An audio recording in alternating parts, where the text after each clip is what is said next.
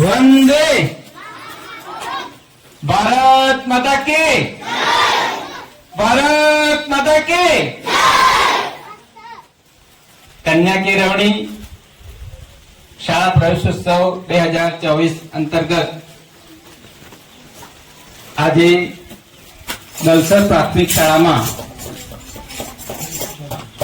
પધારેલ મુખ્ય મહેમાન પરમ આદરણીય અધ્યક્ષ શ્રી ડોક્ટર એપી સિંહ સાહેબ, એસપીસીસીએફ એસએફ ગુજરાત રાજ્ય વન વિભાગ ગાંધીનગર, સાથે મંચ પર ઉપસ્થિત આદરણીય ડાભી સાહેબ આરએફઓ પોશીના, આદરણીય ચૌધરી સાહેબ આરએફઓ ખેડૂમમાં, અને જેને 4 વાર વન પંડિત એવોર્ડ મેળવ્યો છે એવા આદરણીય દિનેશચંદ્ર ઉપાધ્યાય સાહેબ, વન વિભાગ ગુજરાત રાજ્ય, મંચ પર ઉપસ્થિત બીઆરસી કોઓર્ડિનેટર ભરતભાઈ સાહેબ, સીઆરસી ચિંતનભાઈ સાહેબ, શાળાના આચાર્ય જનકભાઈ, એસએમસી ના અધ્યક્ષ, એસએમસી ના સભ્યો, ગ્રામજનો, વડીલો, બાળકો, ભૂલકાઓ સર્વેનું શાળા પ્રવેશોત્સવ અંતર્ગત શિક્ષણ વિભાગ પરિવાર વતી હાર્દિક સ્વાગત કરીએ છીએ। ખાસ મોટી સંખ્યામાં અહીંયા ગ્રામજનો ઉપસ્થિત છે, ત્યારે ગ્રામજનોને ખાસ જણાવવાનું કે ગુજરાત રાજ્યના પ્રથમ હરોળના અધિકારી સાહેબ છે ગાંધીનગરથી આજે આપણા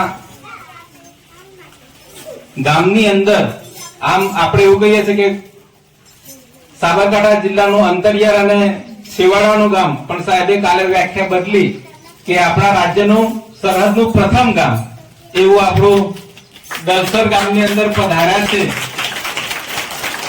અને આપણા ધોરણ 1 બાલવાટિકા અને આંગણવાડીના બાળકોને પ્રવેશ આપીને પ્રોત્સાહિત કર્યા છે। એ યાદગાર ક્ષણ છે।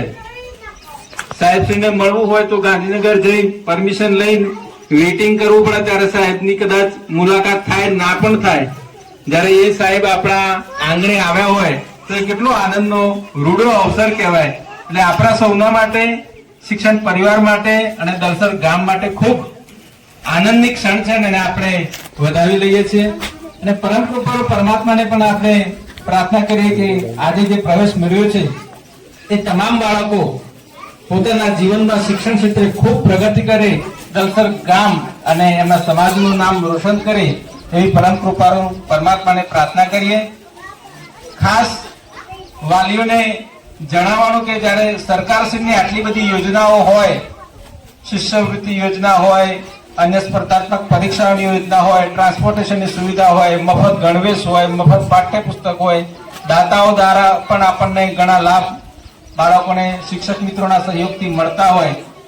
શિક્ષક મિત્રો પણ સતત આપણા બાળકોના શિક્ષણ માટે સતત ચિંતિત હોય, પણ જ્યારે ગ્રામજનો બાળકો પ્રત્યે પોતે કાળજી ન રાખે, નિયમિત શાળાએ ન મોકલે, તો શિક્ષકો ગમે એટલા હોશિયાર હોય, ગમે એટલી સરકારની સુવિધાઓ હોય, ગમે એટલી વ્યવસ્થાપન હોય, તો પણ પરિણામ આપણા ગામનું મળે નહીં। અહીંયા આ દલસરમાં આવતા ત્યારે ખબર પડી કે અંદર કેટલું અંતરિયાળ ગામ છે, છતાં પણ અહીંયા મોટી સંખ્યામાં બાળકો છે।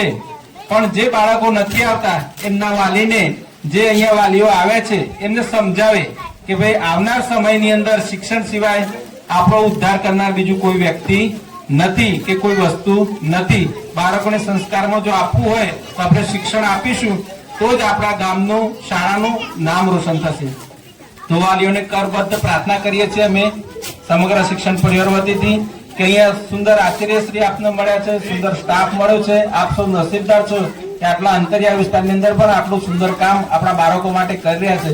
તો આપનું ફરજ એટલી જ બને છે કે આપ ભલે મજૂરી કરતા હોય, ઘરથી બીજા કોઈ ગામમાં જતા હોય, સ્થળાંતર કરતા હોય, છતાં પણ આપણા બાળકોને નિયમિત શાળાએ મોકલશો તો આપણા બાળકોનું શિક્ષણ ઉજ્જવળ બનશે।